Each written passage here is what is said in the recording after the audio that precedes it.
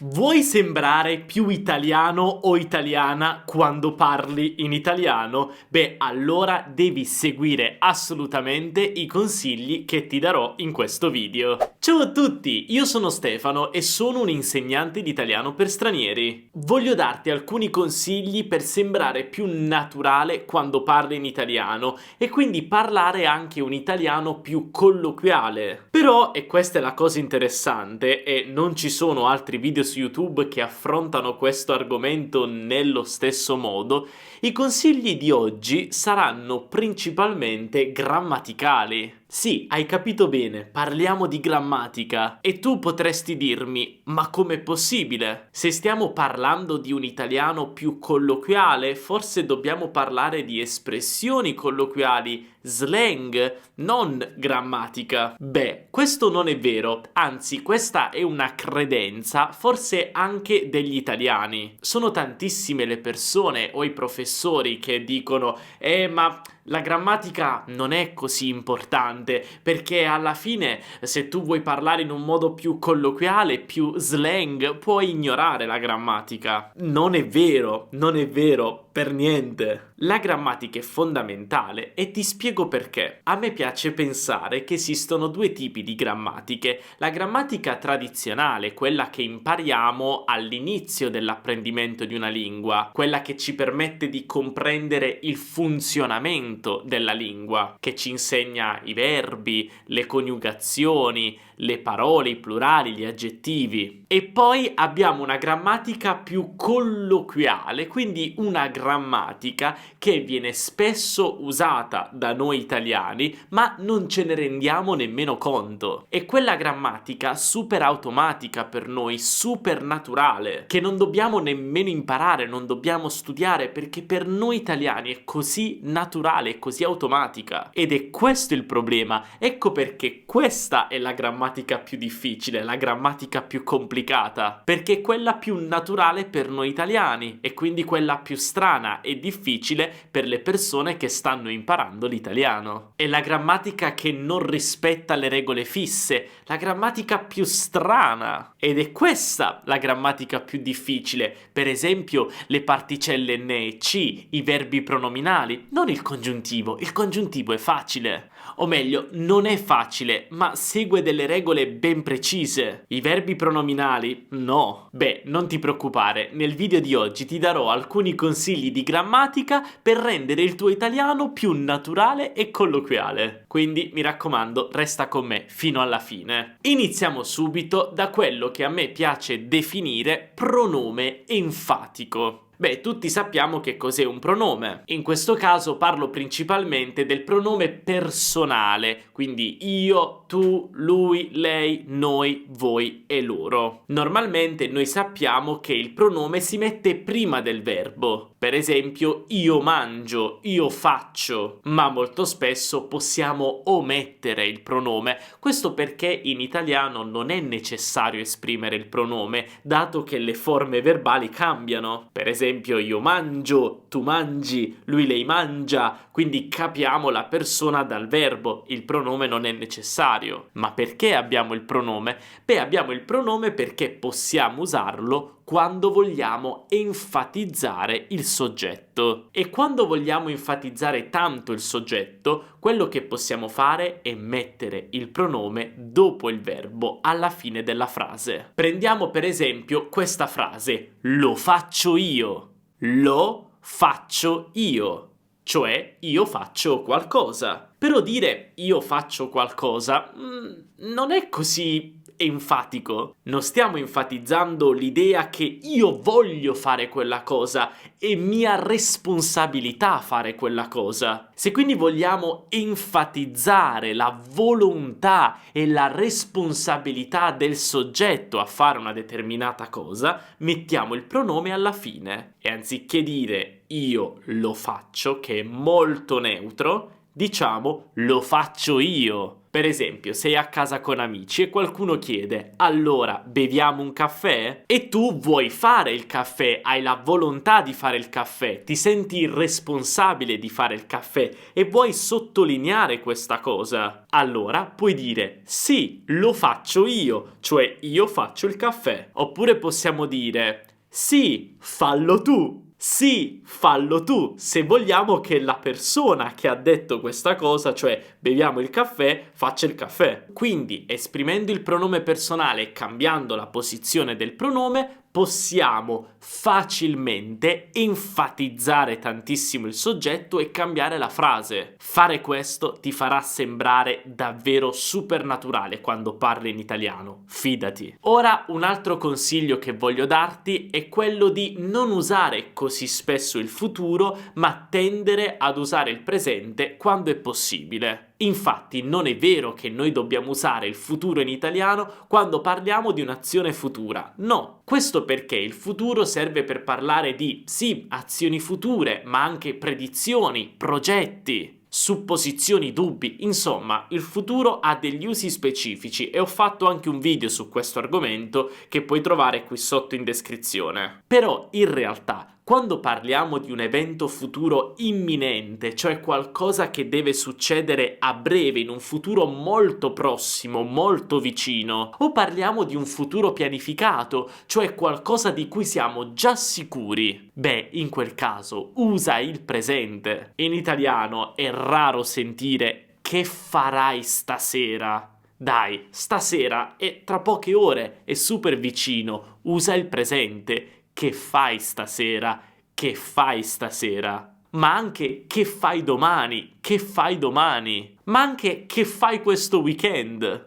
Sono comunque cose molto molto vicine, quindi usare il futuro non è necessario. Oppure se domani hai deciso di andare per esempio al mare, beh, domani è molto vicino e forse è tutto organizzato. Hai già deciso la spiaggia, a che ora parti e così via. Allora puoi semplicemente dire domani vado al mare, perché è pianificato ed è molto vicino. Quindi segui questo consiglio, è molto utile. E ora parliamo di un'altra piccola espressione che noi italiani usiamo davvero tutti i giorni, però che sento davvero molto raramente da parte degli studenti. Hai mai sentito parlare dell'espressione ce l'ho o non ce l'ho?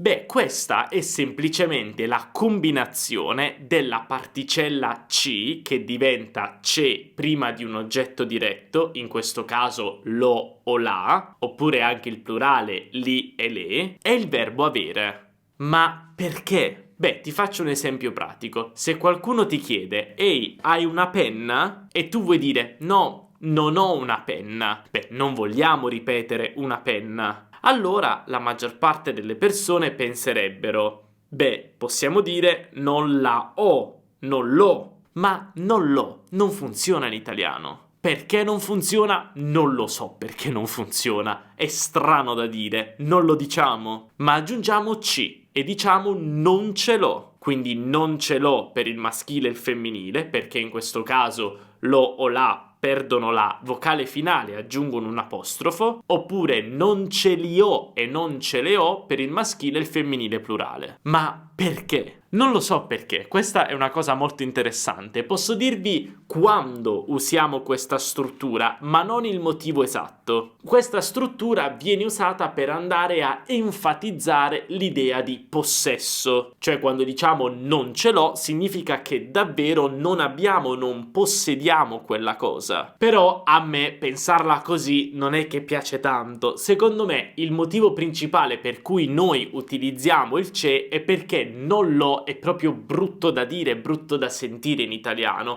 allora diciamo non ce l'ho. Ma quello che voglio dirti è che quando vuoi esprimere il possesso di qualcosa con il verbo avere e un pronome oggetto diretto, aggiungi anche il ci. e di ce l'ho, non ce l'ho, suona molto meglio. E ora parliamo di un altro argomento molto importante per sembrare più naturale quando parli in italiano: la dislocazione a destra e sinistra. Questo è un argomento molto grande grammaticale, ma non ti preoccupare perché ho fatto un video proprio su questo. Te lo lascio come sempre qui sotto in descrizione, però voglio farti un piccolo riassunto. La dislocazione è quel fenomeno linguistico che prevede lo spostamento dell'ordine naturale delle parole in una frase. Normalmente noi abbiamo soggetto, verbo e oggetto. Però se vogliamo mettere più enfasi sul soggetto o l'oggetto, possiamo cambiare l'ordine delle parole e aggiungere un pronome. Infatti quest'idea è molto simile a quella del pronome enfatico di cui abbiamo parlato prima. La dislocazione può essere o a destra o a sinistra e dipende da che parte della frase spostiamo le cose. Per esempio, prendiamo questa frase normale: non mangio mai la pasta.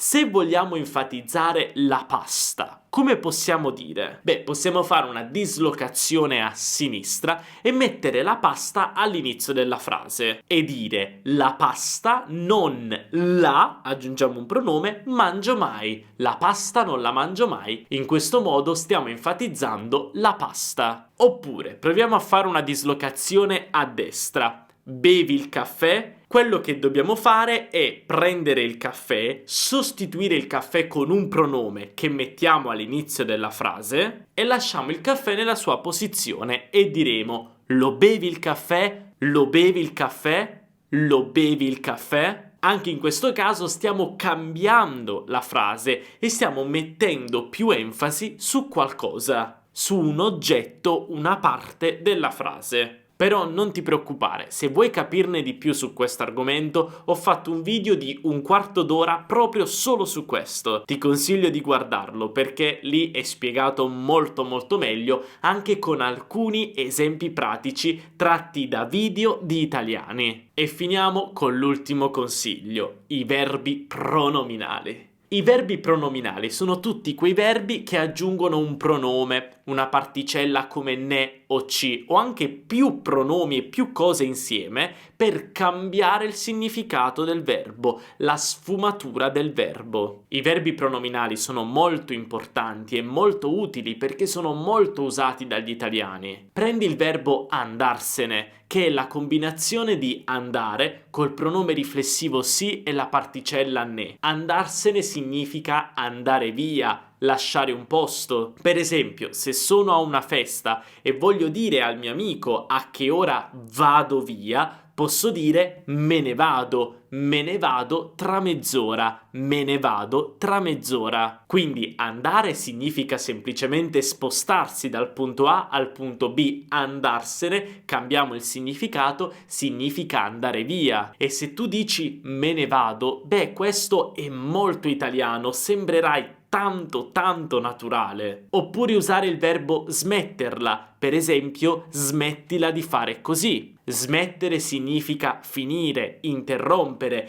ma se aggiungiamo il pronome la, smetterla, il significato cambia e significa smetti di fare qualcosa di fastidioso. Guarda, è una piccola sfumatura, ma smettila di fare così significa interrompi quella cosa che mi sta dando fastidio, anziché semplicemente smetti, cioè interrompi, qualcosa di più neutro. Oppure anziché dire è necessaria un'ora per arrivare in quel posto, usare il verbo volerci e dire ci vuole un'ora per arrivare in quel posto, perché è necessario non lo direbbe un italiano dice ci vuole, che è il verbo volere, che significa totalmente un'altra cosa, ma se usiamo volerci, quindi aggiungiamo la particella ci, il significato cambia totalmente e significa è necessario. In questo caso è necessaria un'ora, ci vuole un'ora. Quindi spero che tutti questi consigli ti abbiano aiutato e tu conoscevi queste regole grammaticali? Ti lascio qui sotto anche una playlist su alcuni verbi pronominali che sicuramente ti piacerà tantissimo. So che sono un po' difficili, non è facile,